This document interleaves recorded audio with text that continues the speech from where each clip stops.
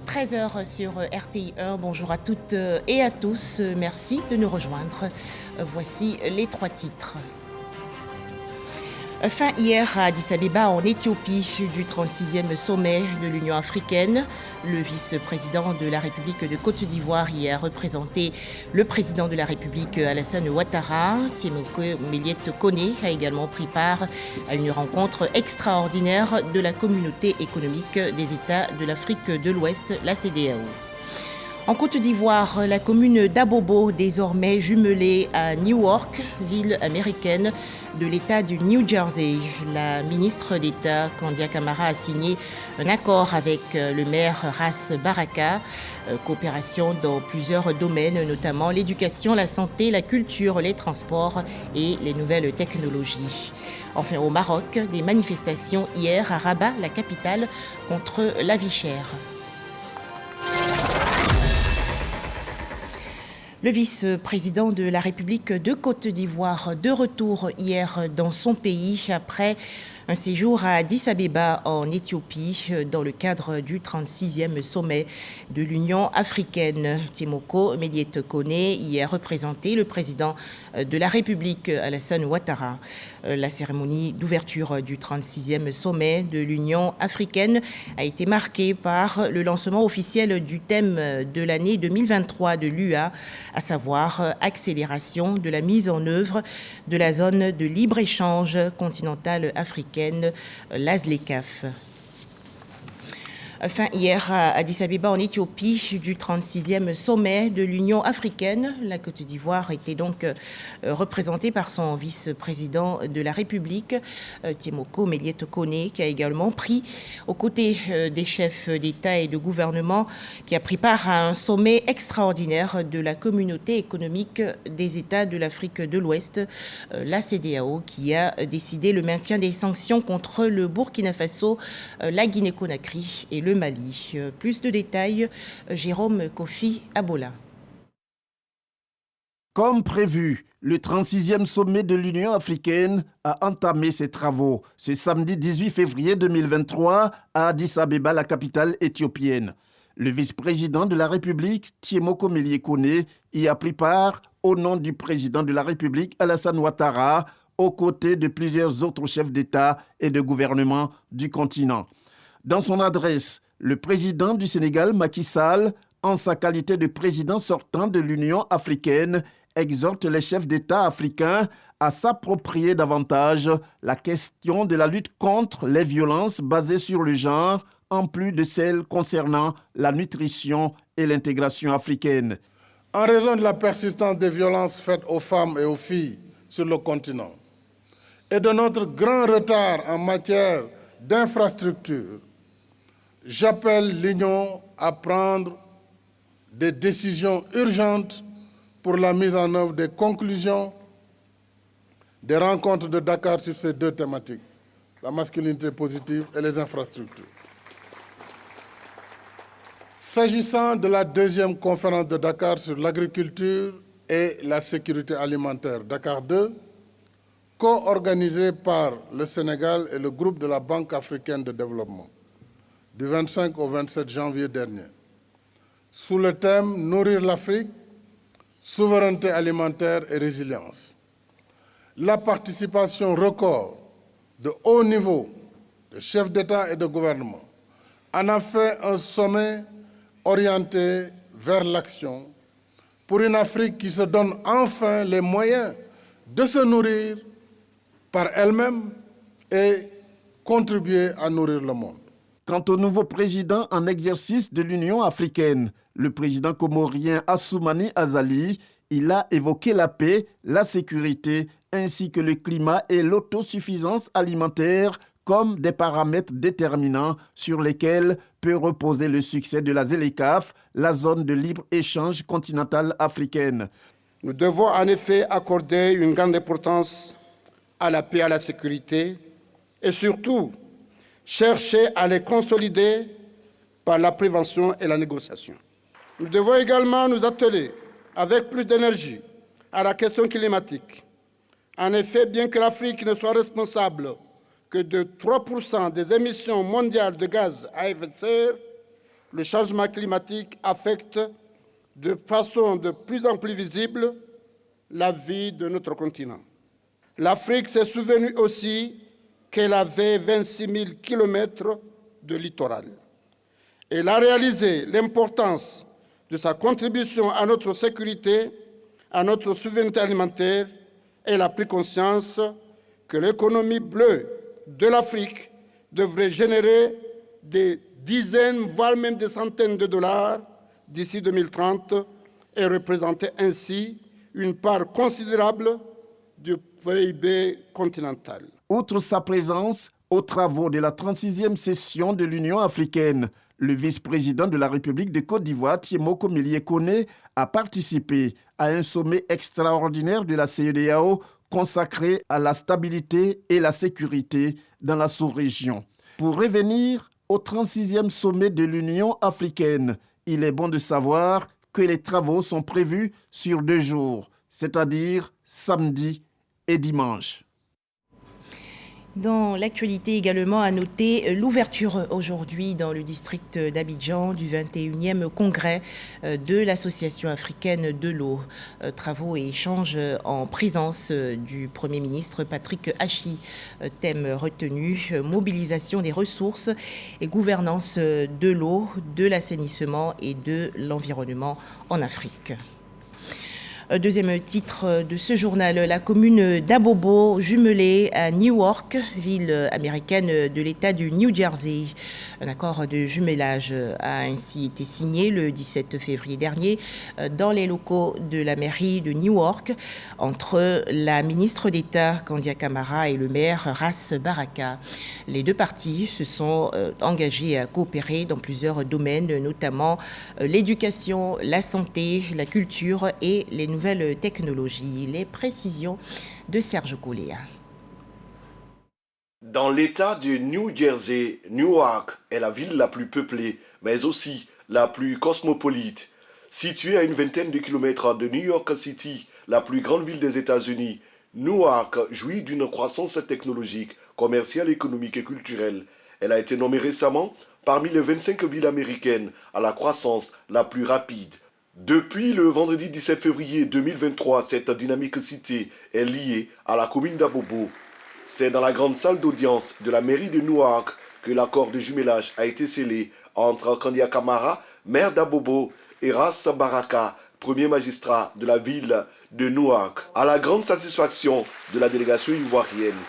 Elle est composée de guides religieux qui ont fait les prières de bénédiction et de chefs de village et de communautés d'Abobo. Nous représentons en réalité toute la population et notre présence est l'expression de la manifestation de la volonté de la population d'Abobo à accompagner Madame le ministre. Nous pouvons dire que la Côte d'Ivoire via Abobo est en marche. La Côte d'Ivoire via Abobo est honorée, distinguée au-delà de ses frontières parce que justement la Côte d'Ivoire a à sa tête un chef, à ses côtés, Madame le ministre d'État, architecte de la diplomatie ivoirienne à l'extérieur. Le chef du village d'Aboboté et le porte-parole du collectif des chefs des communautés d'Abobo ont revêtu le maire des attributs de chef. Nous déportons la tradition de la commune d'Abobo, des chefs de communauté ici à New York. Et aussi, c'est pour lui dire que nous l'invitons en même temps un jour à venir nous voir à Abobo pour s'imprégner de nos réalités culturelles. Les relations qui vont lier désormais Abobo et Newark vont permettre aux deux villes d'être constamment en contact et de pouvoir partager leurs expériences. Devant son conseil municipal, les membres des représentations diplomatiques ivoiriennes aux États-Unis et au Canada, le président de la Chambre de commerce et d'industrie de Côte d'Ivoire, Fama Touré, et plusieurs autres personnalités, Ras Baraka a dit sa volonté d'œuvrer pour un jumelage réussi. Nous sommes heureux de vous recevoir dans le cadre de ce jumelage. Il nous offre l'opportunité d'établir des échanges dans les domaines de l'économie, de l'éducation et de la culture.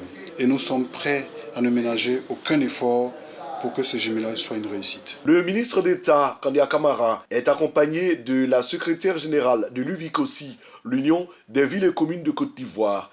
Pour Arlette Badou-Nguessan, le jumelage entre Abobo et Newark annonce de belles perspectives. L'UVIC aussi a pour priorité de tisser des relations avec d'autres communes à travers le monde.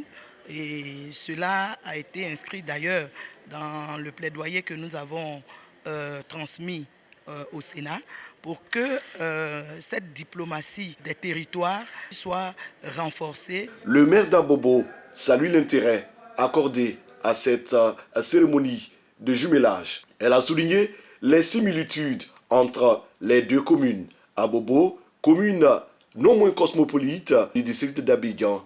Le maire de Newark et moi-même avons décidé de nous mettre ensemble afin que nous puissions partager nos expériences. Surtout, la commune d'Abobo voudrait partager l'expérience de la ville de Newark en termes de gestion communale. Et nous avons aussi souhaité, et cela a été accepté, que Newark puisse nous apporter son soutien dans divers domaines. Et nous avons même lancé un appel aux opérateurs économiques américains et singulièrement ceux de Newark et de New Jersey afin de venir accompagner Abobo dans son développement. La ministre d'État, maire d'Abobo, a félicité et remercié tous ceux qui ont contribué à l'aboutissement de cet accord de jumelage, notamment l'ambassadeur au consulat général de Côte d'Ivoire à New York, son Excellence Enza Kamara, l'ambassadeur de Côte d'Ivoire aux États-Unis et les membres des représentations diplomatiques, sans oublier le président de la commission chargée des affaires africaines de Newark, Aboubakar Kouyaté. Cette signature d'accord de jumelage a mobilisé la communauté ivoirienne à Newark. Paris, aux côtés d'Abidjan, dans le cadre du projet Mobilité croisée Côte d'Ivoire-France. 15 jeunes volontaires ivoiriens vont ainsi séjourner en France pour une période de 6 mois. Objectif, être des ambassadeurs de l'engagement citoyen et des promoteurs du patrimoine culturel ivoirien en France. La Côte d'Ivoire sur la bonne voie en matière de gouvernance ouverte. C'est ce qu'annoncent des acteurs de la société civile. Ces derniers soulignent aussi que le pays a respecté ses engagements à hauteur de plus de 85% dans le cadre partenariat pour un gouvernement ouvert, et cela au titre de l'année 2022. Les explications dans ce reportage de Dangui Dangui. Sur les chantiers de la transparence, de la participation citoyenne et de l'intégrité de l'action publique et des agents publics, la Côte d'Ivoire est sur une bonne trajectoire. C'est ce qui ressort du discours du coordonnateur de la plateforme de la société civile ivoirienne pour l'OGP. À la cérémonie bilan des activités du partenariat pour un gouvernement ouvert OGP 2022. La plateforme de la société civile ivoirienne pour le partenariat pour le gouvernement ouvert se réjouit donc de contribuer ainsi à mettre en œuvre la politique de promotion de la bonne gouvernance du président de la République. La plateforme se réjouit également de rehausser l'image de marque de la Côte d'Ivoire auprès du gouvernement ouvert à travers ses actions. En termes de résultats, il est évident que quand la société civile qui réalise avec nous le rapport d'auto-évaluation est satisfait de l'état de la mise en œuvre, pour nous, il y a une avancée déjà relativement significative. Le gouvernement est décidé à respecter ses engagements dans le cadre de l'OGP en vue de renforcer la qualité de la gouvernance ouverte. Ce qu'on note du bilan pour la période 2020-2024, que globalement, ce bilan est positif, ce bilan est satisfaisant. Nous avons réalisé 85% des actions prévues dans le plan d'action national 2020-2022 et des actions qui n'ont pu être effectuées totalement ont été reconduites pour la période 2022-2024. Le partenariat pour un gouvernement ouvert OGP est une initiative multilatérale à laquelle la Côte d'Ivoire a adhéré depuis octobre 2015. Selon les promoteurs de l'OGP, ce processus vise à renforcer la qualité de la gouvernance ouverte dans un esprit de co-création avec l'administration, les organisations de la société civile, les médias et le secteur privé. Prenons toujours garde au coronavirus, faisons-nous vacciner.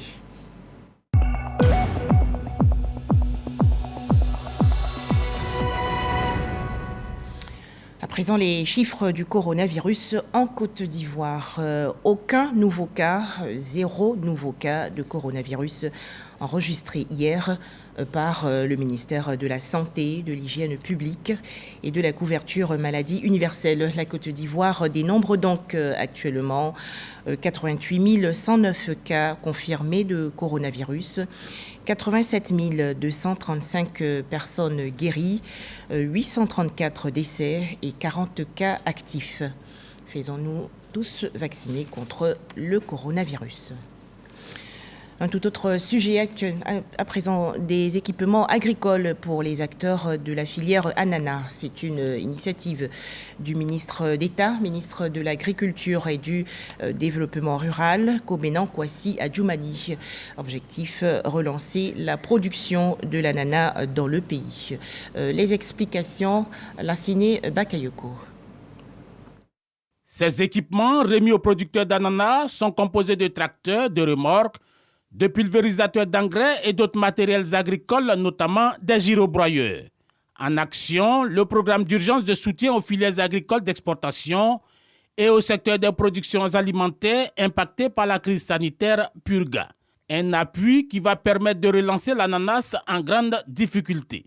Ces équipements viennent opportunément en appui à notre filière dont les besoins sont si pressants qu'il est superflu de dire ici combien nous nous réjouissons que le gouvernement ait perçu leur acuité par la remise de ces engins à nos producteurs. Et il s'agit là d'un acte décisif et surtout d'un acte de haute portée sociale et économique. Autrefois premier fournisseur du marché européen, la production ivoirienne d'ananas a dégringolé de 250 000 tonnes à environ 35 000 tonnes aujourd'hui.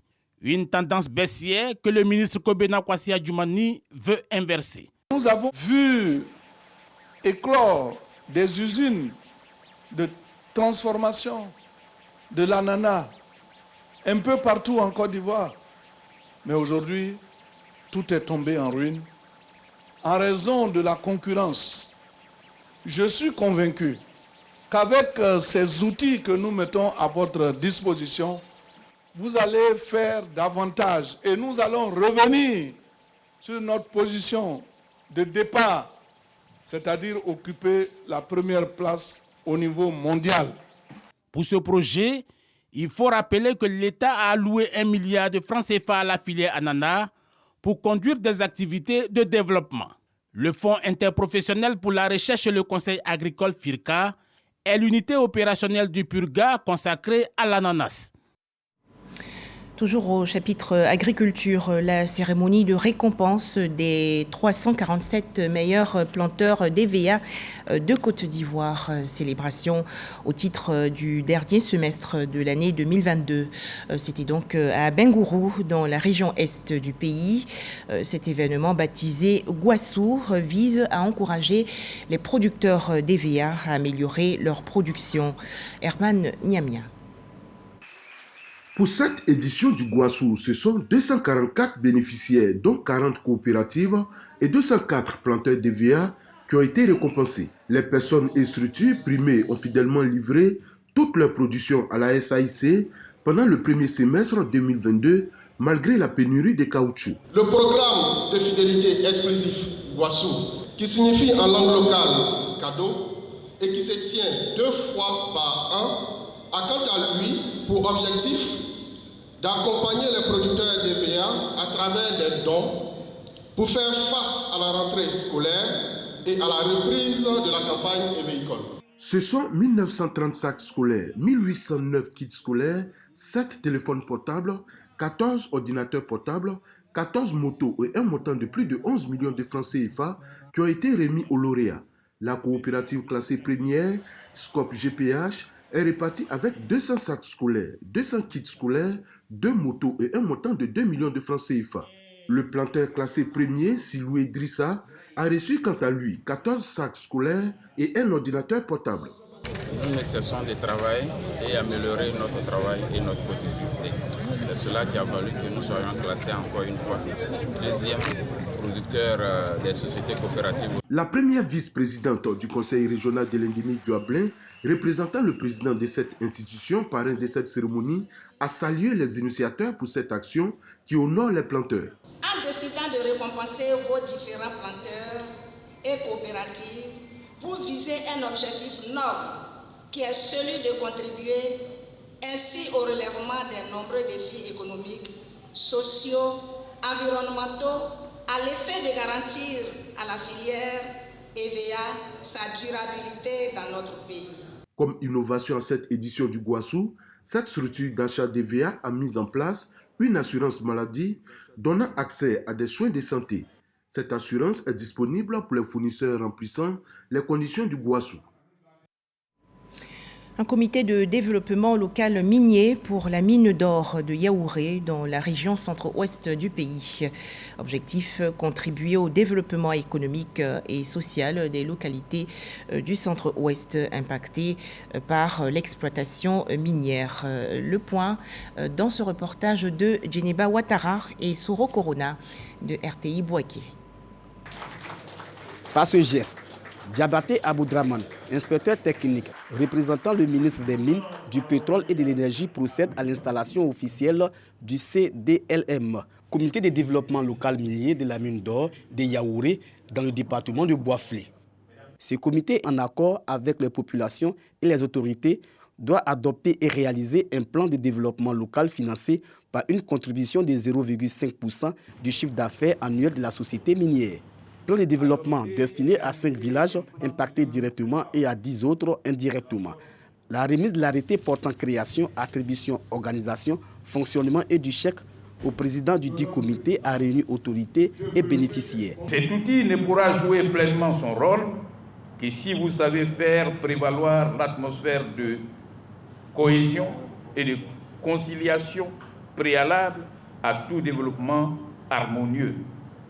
C'est pourquoi je vous exhorte à privilégier dans toutes les actions que vous pourrez mener dans le cadre des activités du CDLM à avoir pour repère et pour guide l'intérêt général au détriment des intérêts partisans. Le montant qui vient d'être remis, 2,4 milliards, c'est très important, mais par rapport à ce qu'il y a à faire, c'est un montant qui doit être géré avec beaucoup de rigueur pour qu'on puisse créer, en dehors des projets sociaux, des projets qui pourraient être génératifs de revenus. Le représentant de la société minière a dit sa joie de la mise en place du comité et a traduit sa reconnaissance aux autorités et communautés pour leur soutien. Nous suggérons que le fonds du CDM soit dépensé à la fois pour des infrastructures importantes et pour la création des moyens de subsistance durables pour les citoyens de ces villages, afin que lorsque Persis quitte Yaouré, vous aurez reçu un avantage très tangible de nous avoir hébergés sur votre terre. Il est attendu de la mine d'or une production moyenne annuelle de 4,73% d'or pour une durée de vie du projet de 9 ans. Le projet va générer un chiffre d'affaires cumulé d'environ 939 milliards de francs CFA. La contribution attendue du Fonds de développement local minier est estimée à un montant de 45 milliards de francs CFA. Toujours dans la région centre-ouest du pays, des réjouissances à Koumoudji.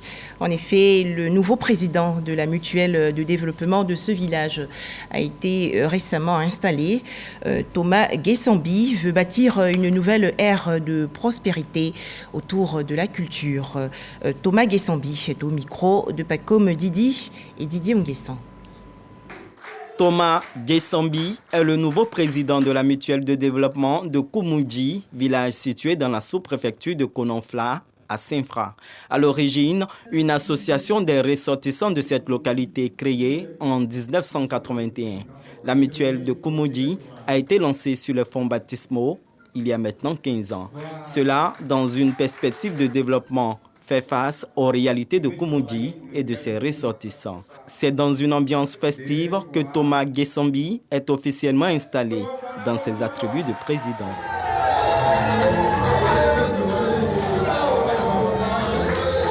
Avec un bureau constitué d'une vingtaine de membres, le nouveau président entend mener diverses actions en faveur du développement de ce village. Nous allons poser les jalons de l'excellence académique pour qu'il y ait des ressources qui puissent continuer le développement de notre village, de notre sous-préfecture, de notre département, de notre région, de notre pays. Et puis, naturellement, travailler à la création d'emplois. Aujourd'hui que la cacaoculture ne donne plus et ne nourrit plus, il nous faut nous réinventer et introduire des cultures nouvelles dans nos villages, dans notre sous-préfecture.